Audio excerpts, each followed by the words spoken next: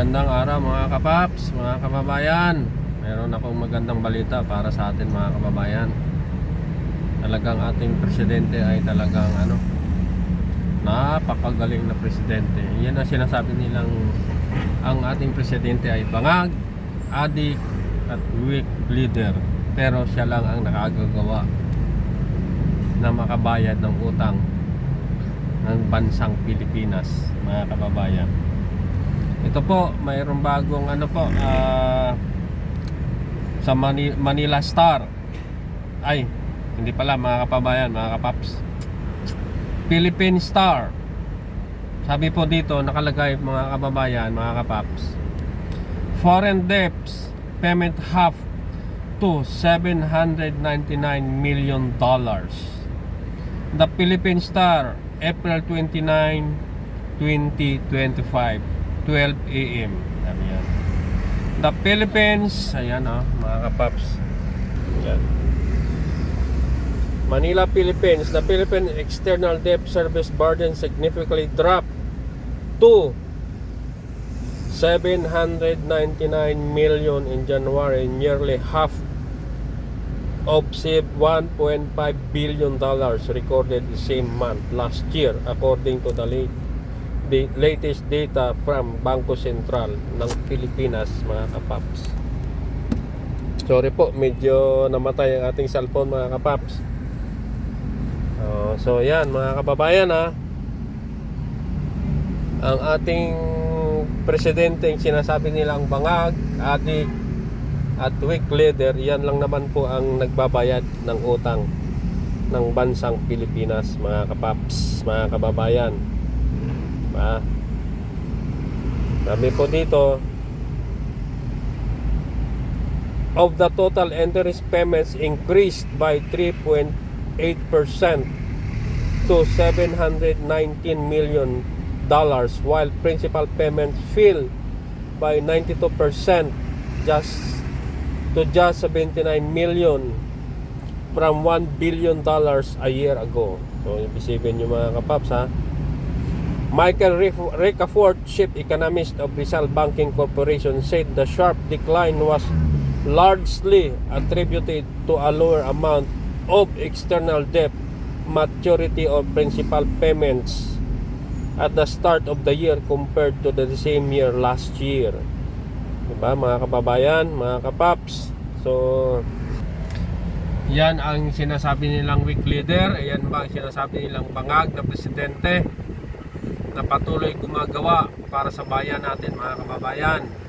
Patuloy tinataas ang antas ng buhay ng ating mga kababayan at patuloy tayong nirerespeto ngayon ng mga ibang bansa, ng mga dignitaries, mga presidente, dahil po sa ating presidente na si President Marcos Jr. PBBM. Dahil sa kanya nakakabayad tayo ng utang ng bansang Pilipinas. Kaya ipagpatuloy po natin siyang ipagdasal, mga kababayan, mga kapaps, na bigyan siya ng lakas, bigyan siya ng talino, bigyan siya ng magandang health, pati ang kanyang mga kapamilya, First Lady at ang kanyang mga anak, at 10 kasama mga kabinete, Panginoon, mga cabinets, member cabinets of the government.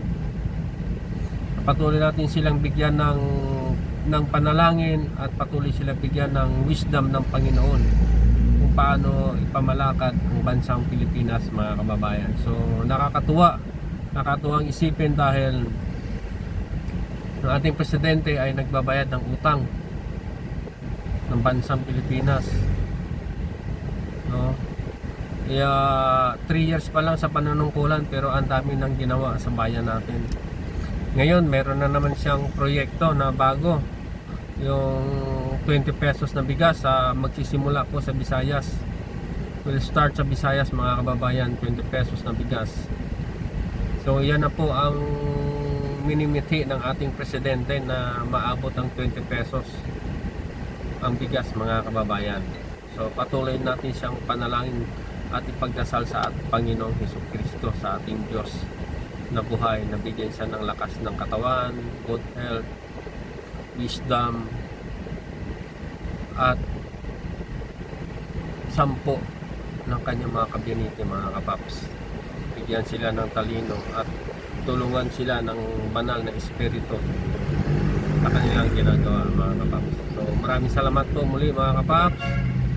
Matagal din ako hindi nakapag vlog kasi nagre-service po ako ngayon, mga kapaps, sa ating pagka-grab, sa ating hanap buhay. So yun lang po ang nakita ko kanina na sa news na Philippine Star, nakapagbayad na ang ating mahal na Pangulo, nakapagbayad na ang bansang Pilipinas sa ating mga kautangan, mga kababayan. So muli, mabuhay ang ating presidente, mabuhay si PBBM, mga kapaps. So please like and subscribe sa aking munting channel para dumami naman tayo, mga kapaps. Dumami naman ang ating community. Maraming salamat po sa inyong pagpanonood. Saan man kayong sulok ng mundo, mga kababayan, mga OFW, mahal namin kayo. Magtrabaho po kayo para po sa inyong mga mahal sa buhay, mga kababayan. Huwag kayong sali sa mga rally, huwag kayong sali kung ano-ano dyan sa ibang bansa. Just love your work, continue to love your work, at magtiwala sa Panginoon, mga kapaps. Alright, maraming salamat po muli sa inyong panonood. Please like and share, and please subscribe. Maraming salamat po. God bless us all.